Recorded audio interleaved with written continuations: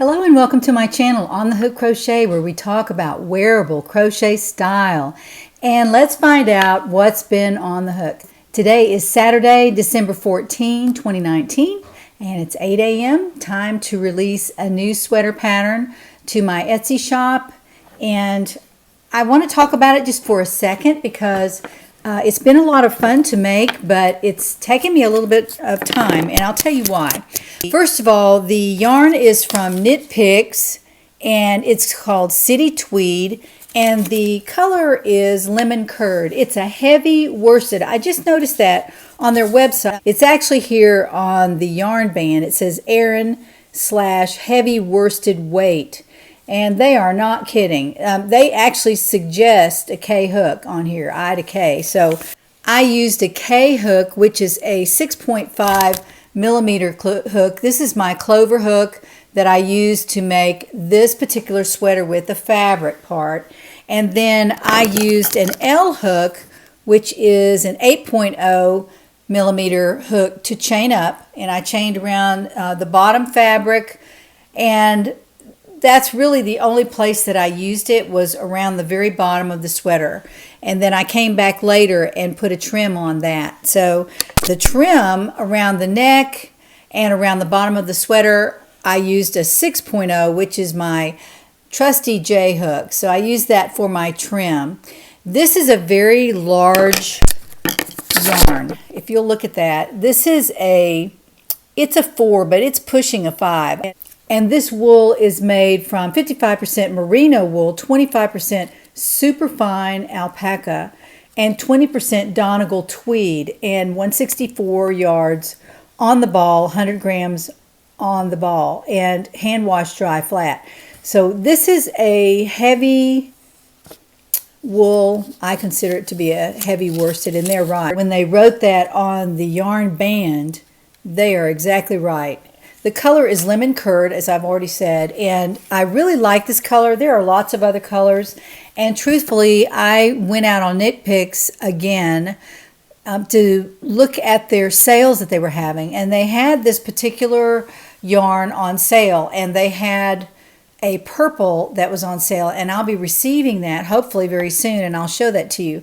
But I'm going to make another sweater. I don't know if I'll make this exact sweater, but I will make another sweater from that because it is so warm and so soft. It really is soft. But again, I have to wear something underneath my sweaters because they're wool right up against my skin. I don't get real excited about that. But for warmth, you can't beat it. And it's quite wonderful.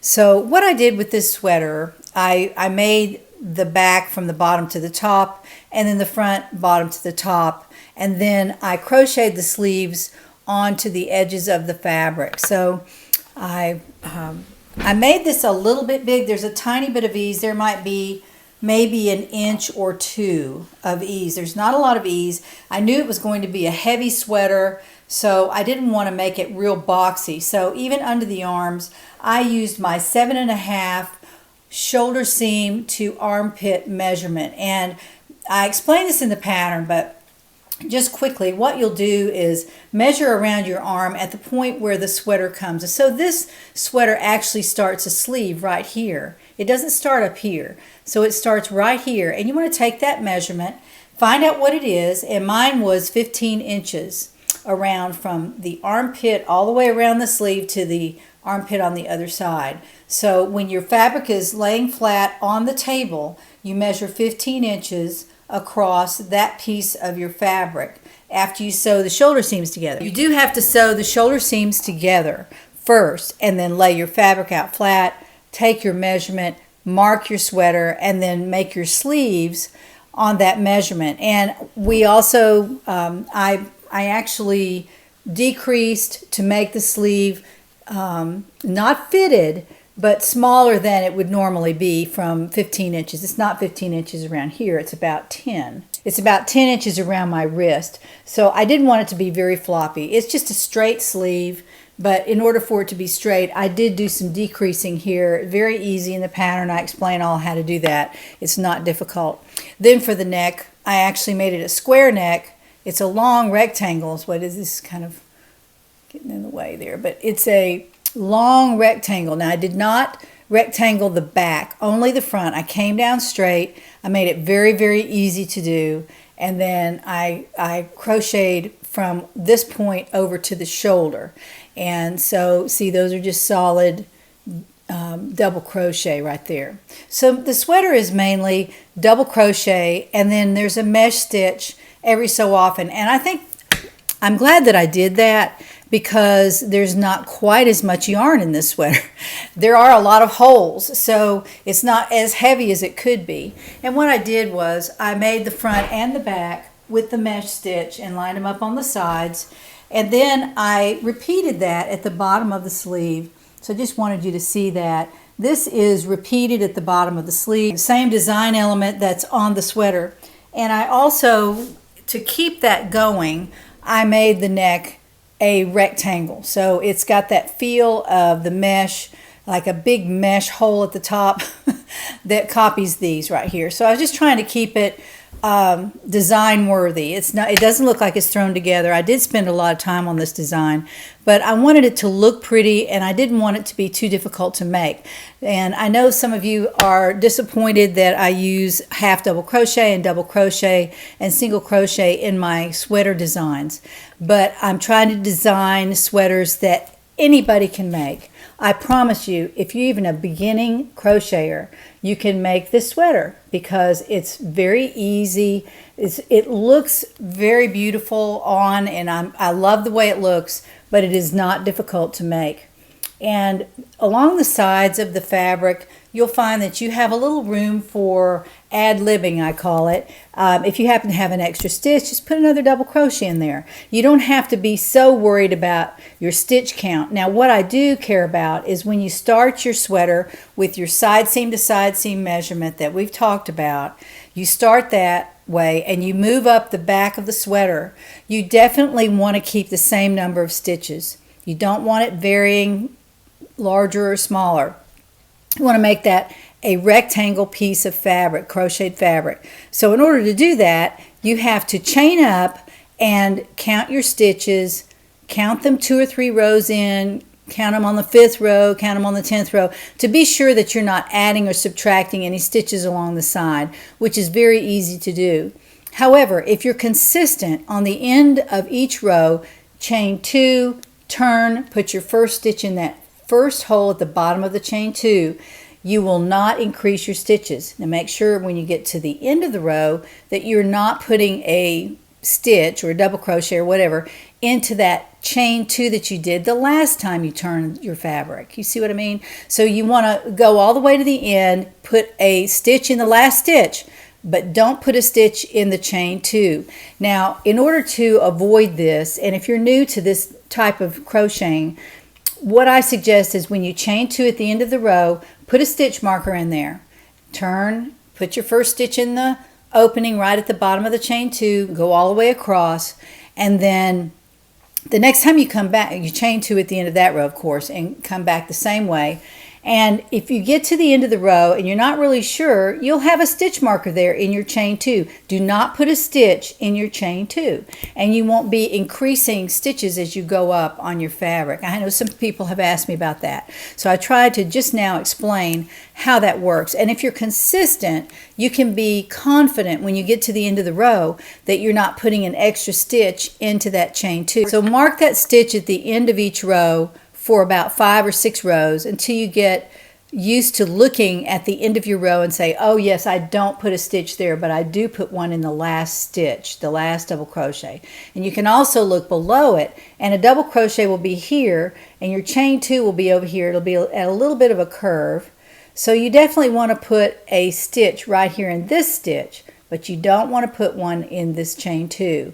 So when you put a stitch in this double crochet, you chain 2, flip your work, and go the other direction. And like I said, count your stitches every few rows just to be sure that you're not increasing and or decreasing your fabric, because you want it to be the measurement from your side seam to your side seam along the back needs to be perfectly straight in a rectangle, because that's how you make the back piece. It's all one piece, all perfectly symmetrical, and then you make the front and you'll shape the front neck. Then you'll add the sleeves and you'll shape the sleeves. It's not a difficult pattern. And what I did at the end was, of course, I put trim. I put half double crochets and single crochets here. I did some decreasing right at the corner so it would make that corner definitive right there. So it would make the corner sharp. And then I put some trim at the very bottom. And I think it was just one row of single crochet, because the bottom of the sweater looked really nice. It hangs very nicely in this particular yarn. If your yarn doesn't hang nicely at the bottom and you feel like it needs something there, put a row, 2, 3, or 4, or 5 rows of single crochet. Be sure to use your trim hook like it says in my pattern. Be sure to use your trim hook because you want to bring that in on the bottom just a little bit, just a shade. You don't want to have the bottom flipping out like that, and it will if you use your regular fabric hook.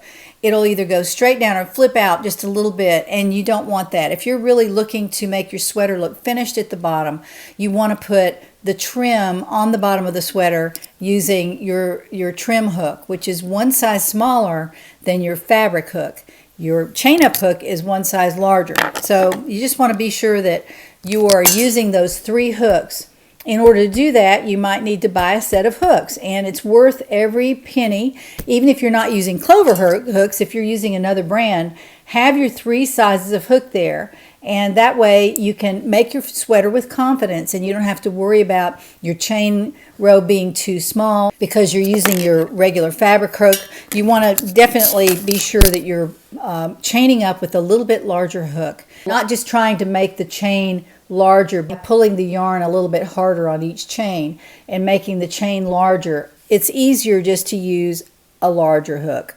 Much easier to do that, and your stitches will be more consistent. I think I've already talked about that before, but I hope you like my cobblestone pattern. It's on my Etsy shop. It's out there, and if you're in the community, you will have received an email in your inbox yesterday, and it will have a discount for this particular pattern and for all the other patterns in my Etsy shop. Kind of a Christmas present for y'all during December. So you can use that discount that you received in your inbox on any pattern in my Etsy shop until December 21, I believe it is. So I hope you like my new sweater. I've been working on it a long time. I've talked about it quite a bit, and I'm glad I finished it for y'all in time for winter.